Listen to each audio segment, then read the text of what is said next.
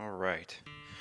Let's get this out of the way first. The thoughts, views, and opinions expressed on Tailboard Talks Firefighter podcast are solely those of the speakers, guests, and host, and do not in any way represent the thoughts or views or opinions of any other employer, partnership, or sponsor. The material and information in this podcast is for general information purposes only and should be used at the listener's discretion. What's up, everybody? Welcome back to the Tailboard Talks Firefighter podcast. My name is Chris, your host, and we're here in the office. Welcome back. Again, this corner's clean. The rest of it, that's why it's not on camera. But welcome back to the show. Before we get going, check out my affiliates, Rescue One CBD, 0.000 THC, safe for the job, and also Fourth Frontier, their X2 heart rate monitoring strap, the only one in the industry that shows lead to EKG. If you'd like to support the show, go to my website, fourthshiftfirefighter.com, number 4TH. So 4TH, shiftfirefighter.com. You can find discount codes, affiliate links for all those things, plus a little button that says buy me a coffee. And that's just an easy way to donate money to the show, say, hey, good job, or hey, I hate you, whatever you want to do, just send me coffee money. Let's get on with the episode today. Lesson number 1. Now listen up. I'm serving up lessons right away. Get your kid a helmet. If they're anything like Nathan, if they like riding bikes, if they like doing stuff, get them a helmet. We got Nathan a helmet that I thought was overkill, appropriately overkill, years ago, before he was even riding a bike, because I said, hey, that's a good idea. We should get that. It's a big, no-name helmet. It's from Amazon. Looks like a motocross helmet, but you can take off the full face guard. And it's just a foam piece, the little lower jaw piece. So if you want to put it on, it's semi-rigid and it just clicks into place into the helmet. So it makes it like a motocross helmet kind of thing. And then you can take it off if you just want like a regular bike helmet. He is 2 for 2 now this year of avoiding dentist and facial scars by wearing this full face helmet. And he wears it because he wants to. He actually asked me before this last one, like, should I wear all my pads? Because we got him Ninja Turtle elbow pads and knee pads and gloves. And I said, you can wear them if you want to, but you got to wear your helmet. And he was glad to put on his full face helmet because the bike race we did months ago, it was on a gravel path and he was into the race. He was trying to catch someone and he went, is that a plane? Out of nowhere. He was focused on the person in front of him. He was huffing and puffing and cranking his little legs, and all of a sudden he went, is that a plane? And he looked up. And then he looked forward again, and when he did that, the bars twisted. He went down. Big scratch on the face guard of the helmet, and then he tore up the knee of his sweatpants, but no facial injuries. This time, we were in St. Louis, which we have bad luck in St. Louis, at a park, and it had a big hill and a sidewalk. And he was going down the hill, and I said, use your brakes and don't run into Mom, because Katie was in front of us riding her bike down the hill too.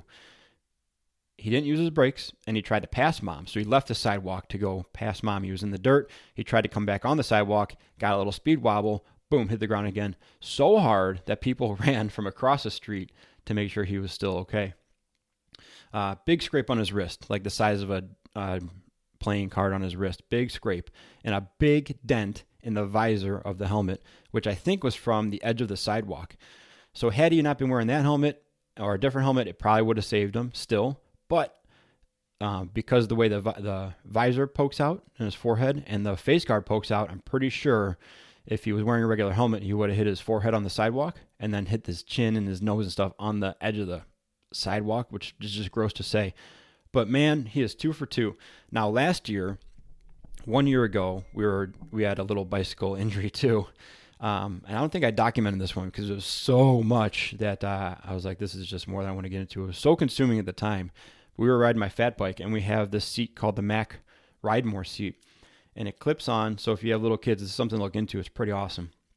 If you don't, then just listen up for the next 2.5 minutes. It's called a top tube carrier. So it clips onto the stem, which is where your handlebars connect onto. And then there's a rod that goes back to your seat post, and it clamps on your seat post. And on top of that is a seat, just looks like a saddle.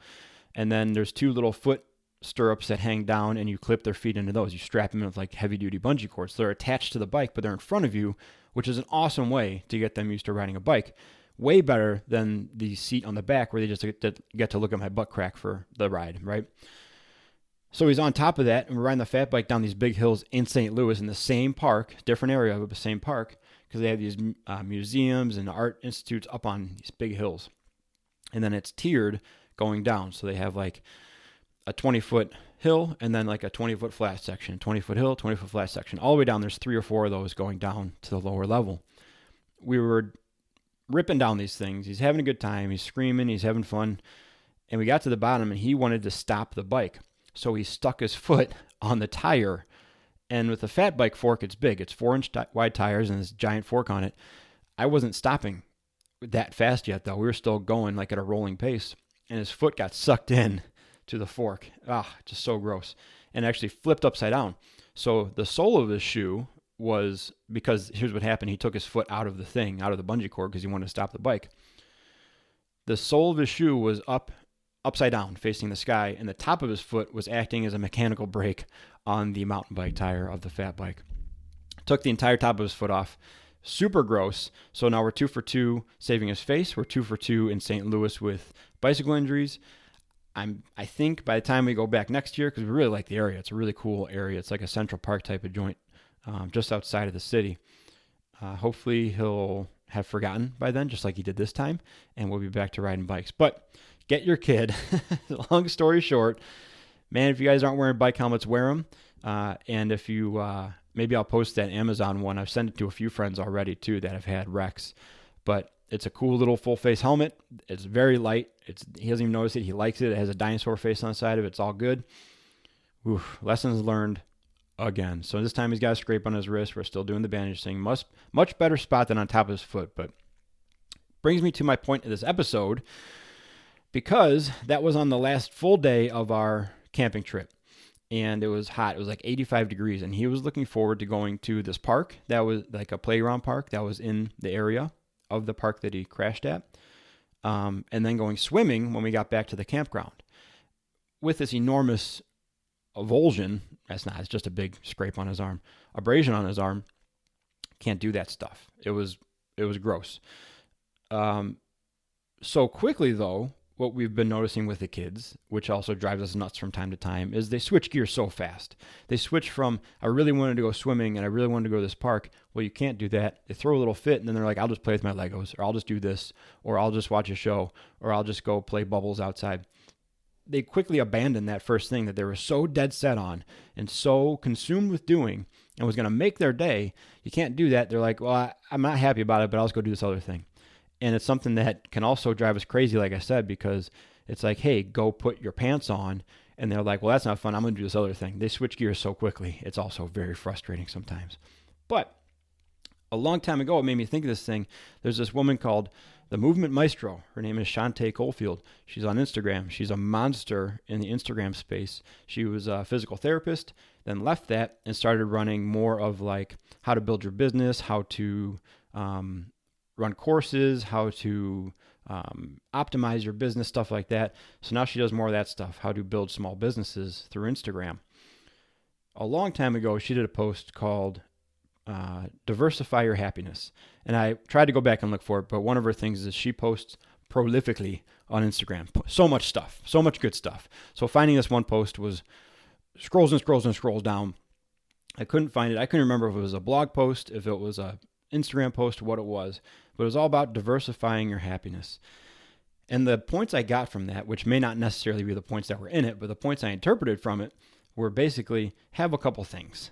So if one doesn't work, you got something else to fall back on. And I think that's something that we have a lot of trouble doing compared to the kids, because we got so much stuff to do and so much stuff we have to do. It usually only leaves time for like one thing for us to do for ourselves, or one thing to do outside of the structure of have-tos that makes us happy. And if that one thing can't happen or falls through or gets kind of messed up, then we got nothing. And then frustration quickly sets in. And it's like, well, I guess I'll just do nothing then. And then we scroll on our phone, which, by the way, I'm not saying that's a bad thing. I'm going to get to that in a second, why it's not a bad thing at all. But it's kind of a fallback, right? They also have imagination. They have nothing else to worry about. And they have so much crap. They have so many things to go do that, yeah, if you can't go to the pool, we brought a bucket of toys and outside stuff for them to do. It's not that hard for them to pick up something else. But we're much more time restricted. Our imaginations are much more restricted. Our interests have whittled down because of our physical ability, or just like, I'm over that. So it's a lot harder for us to switch gears and diversify our happiness. So one thing falls through, all our eggs aren't in that one basket, and we can just go have fun doing something else. But I wanted to kind of shed light on this today because it's not that hard to build out that algorithm or that list of stuff to do once you start kind of building out the tree of how it works. There's many more things around you that you enjoy doing that you can fall back on if you just structure it a little bit more in your brain. A lot of us can't do nothing. We have trouble doing nothing. It's got to be like a purposeful nothing. It's got to be a nothing with a point to it. Maybe that's like the name of this episode, is the importance of purposeful nothings. You can't, like when somebody says, I want to do nothing for the next 3 days, or I want to do nothing this afternoon. If they say I want to do nothing Sunday, I'm like, okay. I don't know what that is. Is it just sitting on the couch? Is it literally doing nothing? Is it sitting there? I can't do that. Usually what I process that as is like, I want to do something that does not require decision-making or effort on my part mentally. Fine with physical effort part, but mentally. So I want to do nothing that makes me think or critically think or make decisions for myself or other people. That sounds like a great time. So that's the first branch off in this algorithm. If you start building this tree out in your head of like things I like to do, the first thing I think of is it going to be something physical or not physical? If it's physical, you got a list of like going skating, riding your bike, dropping into an open mat, yard work. That's a physical thing that is fun. A certain amount of it. I'll readily admit that my yard does not look good because I barely got the effort to mow. I definitely barely once a month do like the weed whacker thing around the edging and trimming and stuff like that. But like Katie likes to plant flowers and doing gardening. We have a little garden for the kids. That stuff's more fun. Splitting wood, something is purposeful that we're going to use 4 months from now when it's 0 degrees, because it's the middle of summer, so we have 4 months until we have a foot of snow. It's got to be a purposeful nothing. So do I want to do physical stuff or non-physical stuff? On the non-physical side, it's like, do I want to try to write a blog post? Do I want to try to skeleton out a podcast episode? Do I want to create some stuff for the show? Do I want to read a book? Do I want to watch a YouTube video? Do I want to get into a show or documentary I've been waiting to? Or all the way down to, now this is the next level of the tree. How much time do I have? Do I have time for a 2-hour bike ride? Do I have time for a 45-minute workout? Where does that factor out in the time restriction, right? On the non-physical side, time plays a factor too. Do I have time to watch a 1-hour recap of the last week's gravel race, the Unbound race? Or do I have 5 minutes to go online and dissociate for a little bit and distract myself and send funny and abrasive memes to my friends? It all falls into the algorithm. It falls down to your personal decision tree of diversifying your happiness. I did a talk. So before this was a podcast, like an audio form, primarily podcast, I did like 3 to 5 minute little videos of, and they were called tailboard talks. But this is how the thing started. But it was a lot, and I wasn't good at the camera stuff, and it was a ton of effort for 5 minutes, a lot more editing, blah, blah, blah. And one of the talks I gave, which Matt Spade just brought up the other day, he posted about it as well, is a mental health SMO. Now, it being a mental health month, I thought that was an important topic to tie in too. But this is the same thing, an SMO, right? We have SMOs and SOGs and policies and all those things at work. And it's, depending on where you work, you either love them or hate them. You have a lot of them or a little of them. If you have not very many of them, sometimes you wish you had more. And if you have a lot of them, sometimes you wish you had less, right? It's understandable. But it's the framework for how to operate. And I consider them very useful. Because if you're at a loss, you just go back to the guideline. You go back to the policy. You go back to the algorithm that's preset for you that people have said, this is a good way to go through this. Now, when it comes down to mental health and diversifying your happiness, I see the same value there. I'm really bad at digging myself out of a hole sometimes when I'm feeling distressed or not helpless necessarily, but like exhausted. My go-to is do less, which means just sitting there and dissociating and distracting myself. But that may not be what's actually beneficial, right? Sometimes in those moments, I need to go do a bike ride or a workout, and I know that's what I need to do. I know I'm getting antsy and I'm overthinking and I'm ruminating on stuff, and I know that it's because I haven't worked out in 2 or 3 days because I've been too busy, and that'll do a lot of good. But the effort of that is just so enormous at that point that I can't bring myself to do it. If I'm left to make that decision in the moment, I'm going to choose towards doing less and being a slug and then digging myself deeper in that hole every time. If I mentally build out this algorithm that's standing, right, and I can look ahead a little bit, it takes a little bit of forethought and a little bit of projecting in the future a little bit. I can say, like, I didn't work out yesterday, I didn't work out today. Tomorrow I got to get a workout in, or else I'm going to go down that line. And I can go through that algorithm. Do I have 2 hours for a bike ride tomorrow? No. Do I have time for an hour workout? Yes. Okay, tomorrow's a workout day. Or yes, I have 2 hours, or whatever, right? Do I have time for a workout? No, but I can do the sauna and I can write a blog post. That'll give me some value, make me think I was productive during the day, so I can build that out the day ahead of time. That's kind of what I'm getting at with this whole thing. Diversifying your happiness is amazing concept. I like it. It's the same as, like I said before, putting all your eggs in one basket and the dangers of that. It's just a different way, a different terminology to put towards it, right? But I like it. But for my brain, it also requires more work than just coming up with a list of things I like to do. So if A doesn't work, I can go to B.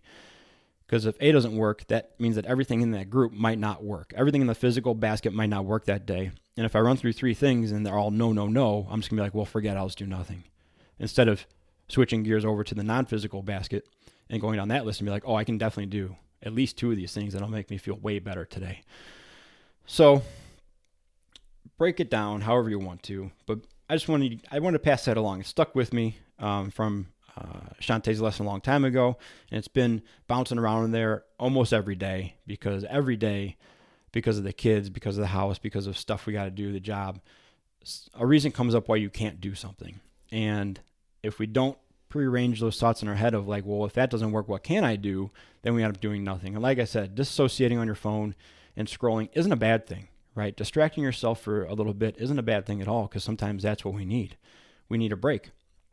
But doing that because we just think there's nothing else that we want to do, or we haven't thought about things that would be more beneficial at the time, and that goes with any distracting behavior, that's where I think we just kind of dig ourselves deeper and deeper in that hole. At least I do. So like I've said before on this thing, what this podcast is a majority of times is me trying to figure stuff out, or having these like fake meathead profound moments that everybody's like, yeah, what are you talking about? Everybody knows that. And then pretending like they're profound and sharing them with you guys. But you never know. Maybe one strikes home and maybe you like it, or maybe you just don't hate it. I don't know. Thanks for hanging out with me today and listening to me ramble. Please go check out my affiliates on the website, fourthshiftfirefighter.com, 4thshiftfirefighter.com. Like I said, a discount codes, a buy me a coffee button, links to all the stuff. And there's also a shop if you want to buy some t-shirts or a hat or something like that. And that's it, guys. Thanks for hanging out. I'm going to be recording more guests in the future. I hope you like the last couple. They've been pretty awesome, and I've really enjoyed them. Talk to you guys soon. Let's keep on working towards being more capable and durable on the job and away from it, and be a fourth shift firefighter. See ya.